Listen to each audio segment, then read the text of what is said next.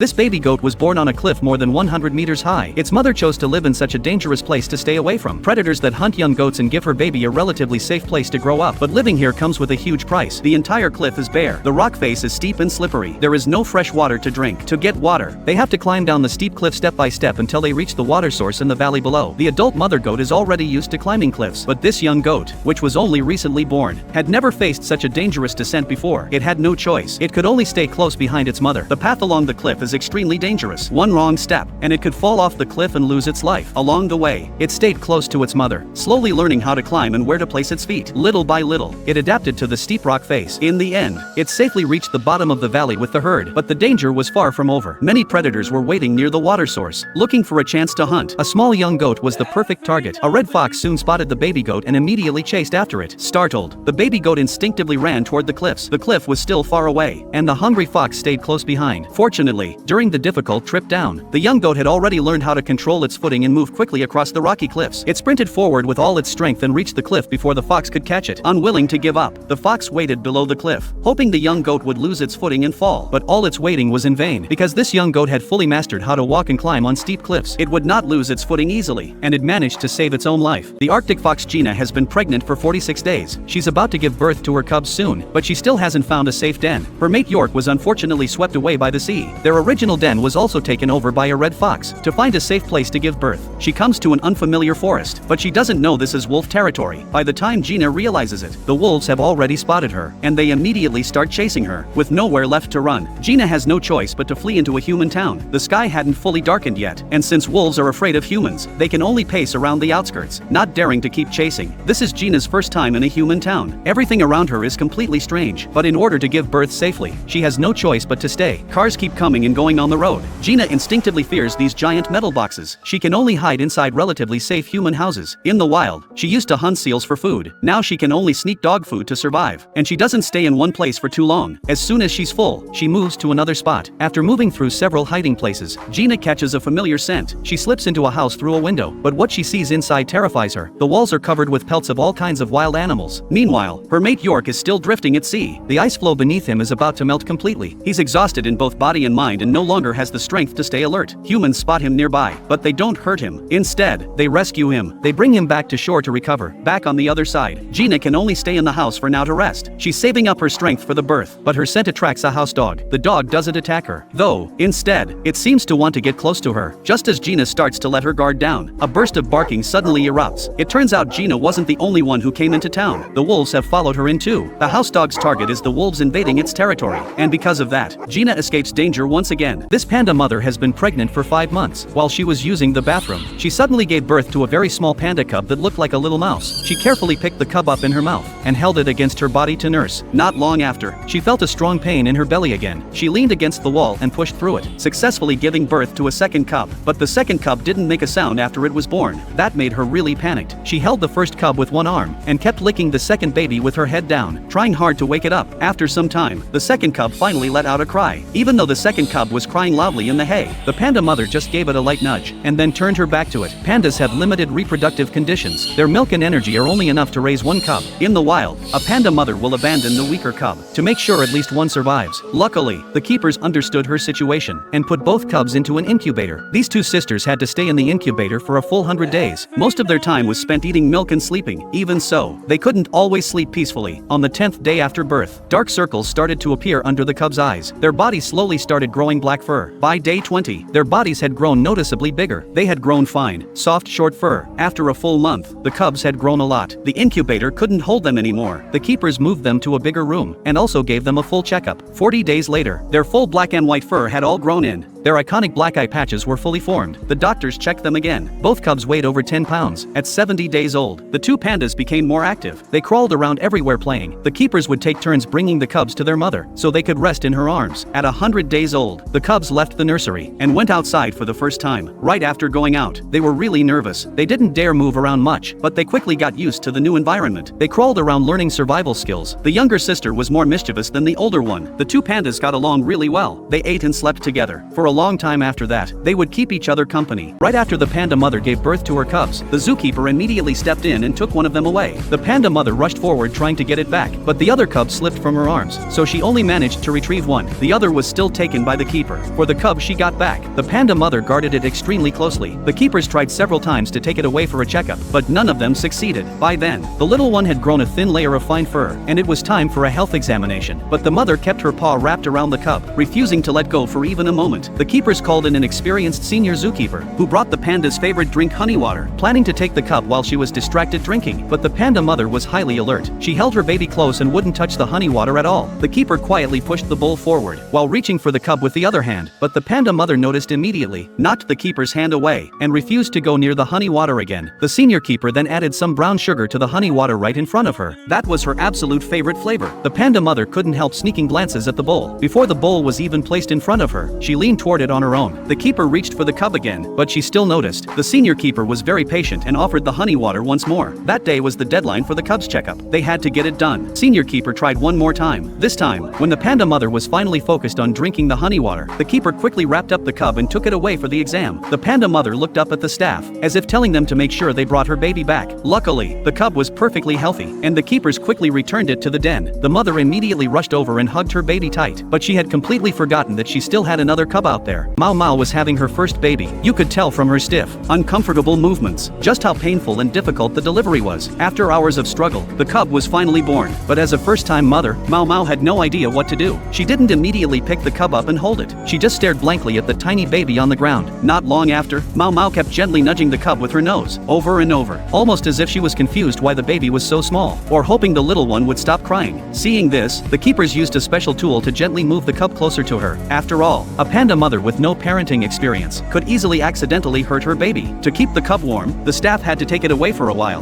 giving Mau Mau time to slowly get used to the idea of being a mother. Panda breast milk contains all the nutrients a cub needs. It's the most important food for a baby panda to survive. Before long, the keepers brought the cub back, hoping Mau Mau would accept her own child, but she only glanced at it, and then turned her head away in disappointment. No matter how the staff guided her, she was too afraid to reach out and touch the cub. With no other choice, they had to take the cub away again. The keepers gently comforted Mau Mau. She hung her head low, not daring to meet their eyes, perhaps feeling guilty inside, but the keepers didn't give up. They kept patiently soothing and encouraging her. At 10 p.m., the keepers decided to try one last time. This time, Mau Mau finally set aside her fear. She slowly reached out her paw and carefully pulled the cub into her arms. Mau Mau had finally accepted her baby. She successfully nursed for the first time. The once panicked, timid new mother had officially become a gentle, caring, and qualified panda mom. When it rains, many giant pandas simply curl up on the spot to shelter from the rain. In a panda's understanding, as long as their face doesn't get wet, they don't consider themselves to be in the rain. This is an instinct they're born with. Pandas have thick, dense fur. Light rain can hardly penetrate down to their skin. Only the hair on their faces is relatively sparse. Once their eyes and noses get wet, both their sense of smell and vision become less sharp. So when it rains, they instinctively protect their faces. Many pandas also tuck their heads under tree trunks, holding that self-protective posture. But not all pandas obediently take shelter from the rain. Some choose to just tough it out. Even when the keepers try to guide them back inside, they refuse to move. They just want to play a little longer in the rain. They let the rain soak their entire coat, yet they still sit there calmly munching on bamboo, looking like they couldn't care less. On top of that, captive-bred giant pandas are very close to humans. Pandas raised in breeding centers from birth have long-term contact with keepers and develop a strong dependence on humans. They like to stay right next to their keepers. If they feel neglected, they'll even deliberately make little moves just to get people to pay more attention to them. They don't have any other goal. They just want people to look at them a little more. These seemingly lazy and quiet giant pandas are actually quite sensitive. They know how to protect themselves depending on the weather, and deep down, they also long for companionship.